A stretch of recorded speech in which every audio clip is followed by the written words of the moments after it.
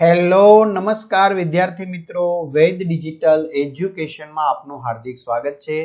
આજે આપણે ધોરણ 7 વિષય ગણિતની અંદર પ્રકરણ નંબર 3 જેની સ્વ અધ્યયન પોથીનું 100% સંપૂર્ણ સોલ્યુશન જોવાના છીએ। તો ખાસ વિદ્યાર્થી મિત્રો, ચેનલમાં પ્રથમ વખત હોય તો ચેનલ સબસ્ક્રાઇબ કરો, બાજુમાં બેલ આઇકનને પ્રેસ કરો જેથી તમને અવનવા વિડીયોની માહિતી નોટિફિકેશન મળી શકે।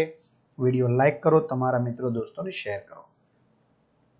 ત્રીજું ચેપ્ટર છે માહિતીનું નિયમન। તો વિદ્યાર્થી મિત્રો, આ ચેપ્ટર સમજતા પહેલા ઘણા બધા વિદ્યાર્થી મિત્રોની કંઈક ને કંઈક કમેન્ટ આવે છે। શું આવે છે કમેન્ટ?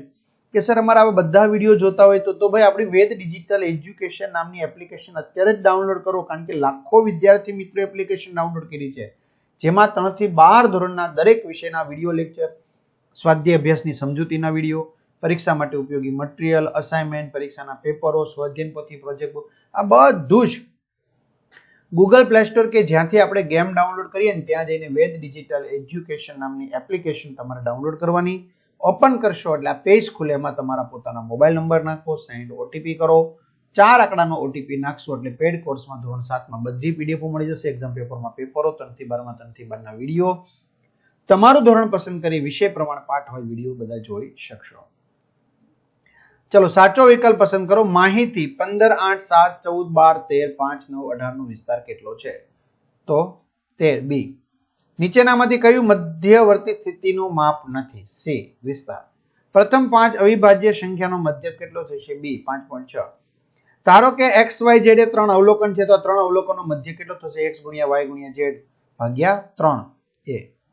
શહેરના જુદા જુદા બગીચાઓમાં વૃક્ષની સંખ્યા 33, 38, 48, 33, 34, 33 અને 24 છે તો માહિતીનો બહુલક શું થશે? 33 3 વખત છે। પ્રાપ્તાંકો 3, 4, 5, 6, 7, 3, 4 નો મધ્યસ્થ કેટલો થશે? 4।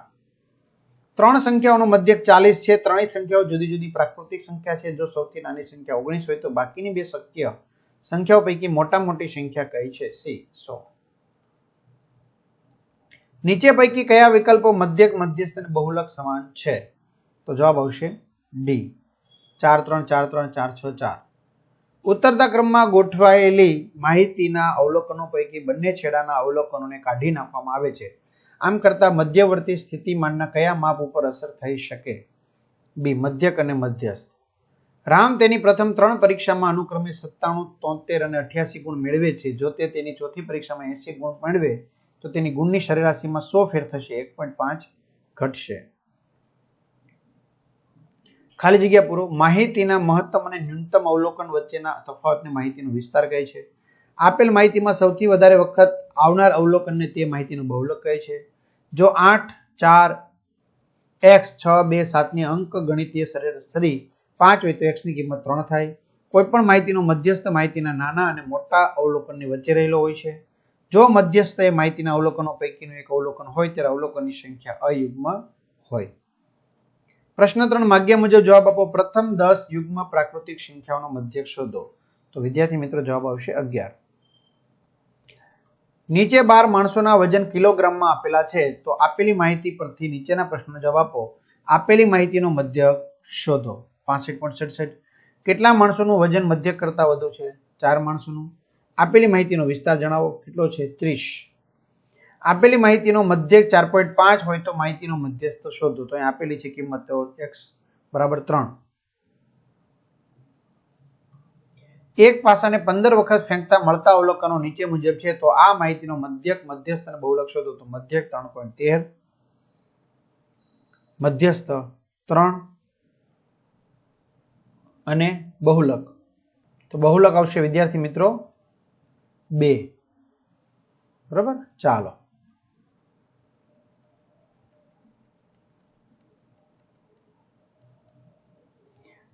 આપેલ માહિતી અવલોકન કરી નીચેના પ્રશ્નનો જવાબ આપો। આપેલી માહિતીના અવલોકનોમાંથી કયું અવલોકન માહિતીમાં એક વખત ઉમેરતા માહિતીનો બહુલક બદલાશે નહીં? 8 અથવા 15 અથવા 17। જો માહિતીનો બહુલક 15 કરવો હોય તો કયું અવલોકન ઓછામાં ઓછી કેટલી વખત બદલવું પડે? અવલોકન 15 ને 2 વખત બદલવું પડે। નીચેના આલેખનો અભ્યાસ કરી પ્રશ્નોના જવાબ લખવાના છે। આપેલ સ્તંભ આલેખ કઈ માહિતી દર્શાવે? તો આપેલ સ્તંભ આલેખ વર્ષ 2005 થી 2009 સુધીના વર્ષનો દેશમાં થયેલા ચોખાનું ઉત્પાદન દર્શાવે છે। કયા વર્ષમાં ઉત્પાદન સૌથી ઓછું છે? 2006 માં। કયા વર્ષ પછી ચોખાનું ઉત્પાદન સૌથી વધુ થયેલ છે? વર્ષ 2006 પછીના વર્ષ એટલે કે વર્ષ 2007માં સૌથી વધુ ચોખાનું ઉત્પાદન થયેલું છે. આપેલા 5 વર્ષ દરમિયાન ચોખાના ઉત્પાદનની સરાસરી શોધો. સરાસરી 270/5 54 મિલિયન ટન. વર્ષ 2006 અને વર્ષ 2008માં થયેલ ચોખાના ઉત્પાદનનો તફાવત શોધો. 50 - 40 10 મિલિયન ટન. પ્રશ્નોના જવાબ લખો આલેખ પરથી. ધોરણ 8ના વિદ્યાર્થીઓને કઈ રમત સૌથી વધારે ગમે છે? ક્રિકેટ. ધોરણ 7ના કુલ કેટલા વિદ્યાર્થીઓ હોકી અને ટેનિસમાં રસ ધરાવે છે? તો 10 વિદ્યાર્થી. હોકીમાં 7 વિદ્યાર્થી, ટેનિસમાં 10 વિદ્યાર્થી, કુલ 17 વિદ્યાર્થી. ધોરણ 7માં કુલ કેટલા વિદ્યાર્થીઓ છે? 65. કઈ રમતના ધોરણ 7ના વિદ્યાર્થીઓની સંખ્યા ધોરણ 8ના વિદ્યાર્થીઓની સંખ્યા કરતા ઓછી છે? ક્રિકેટ. કેટલી રમતમાં ધોરણ 8ના વિદ્યાર્થીની સંખ્યા ધોરણ 7ના વિદ્યાર્થીઓની સંખ્યા કરતા ઓછી છે? 4. Hockey, football, tennis, badminton. ધોરણ 7ના બેડમિન્ટનમાં રસ ધરાવતા વિદ્યાર્થીઓની સંખ્યા તથા ધોરણ 8ના ટેનિસમાં રસ ધરાવતા વિદ્યાર્થીઓની સંખ્યાનો ગુણોત્તર 14:7 એટલે 2:1. 8મું, એક સાર્વજનિક પુસ્તકાલયમાં ગ્રંથપાલ દ્વારા કોઈ એક ચોક્કસ અઠવાડિયા દરમિયાન નોંધાયેલા અવલોકનો નીચે મુજબ છે. તો યોગ્ય પ્રમાણમાં લઈ 2 સ્તંભવાળા આલેખની રચના કરો. બરાબર. તો મિત્રો y-અક્ષ ઉપર 1 સેમી બરાબર 50 સમાચાર પત્રો અને સામયિકો. સમાચાર પત્રો સામયિકો આ રીતે બોક્સ કરેલું છે. બરાબર. આ y-અક્ષ અવલોકનો બરાબર નોંધાયેલા સોમ, મંગળ, બુધ, ગુરુ, શુક્ર, શનિ. કયા દિવસ પુસ્તકાલયમાં વાંચનની સંખ્યા સૌથી વધુ હતી? ગુરુવાર.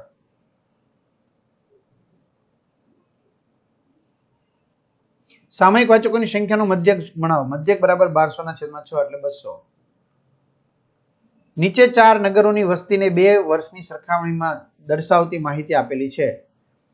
બરાબર. તો યોગ્ય પ્રમાણમાં આપણે 2 સ્તંભવાળા આલેખની રચના કરો. તો y-અક્ષ પર 1 સેમી બરાબર 1000, આ 2007, આ 2009.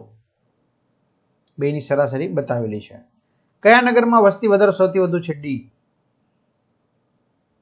કયા નગરમાં વસ્તી વધારો સૌથી ઓછો છે? એ.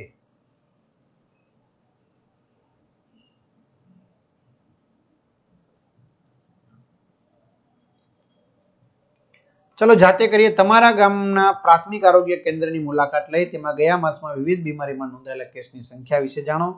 તેનું કોષ્ટક તૈયાર કરી તેના પરથી લંબ આલેખ દોરો. તો મિત્રો અહીંયા કોષ્ટક તૈયાર થયેલું છે. બરાબર. તમારે લંબ આલેખ લઈ અને દોરવાનું થશે ઘરેથી.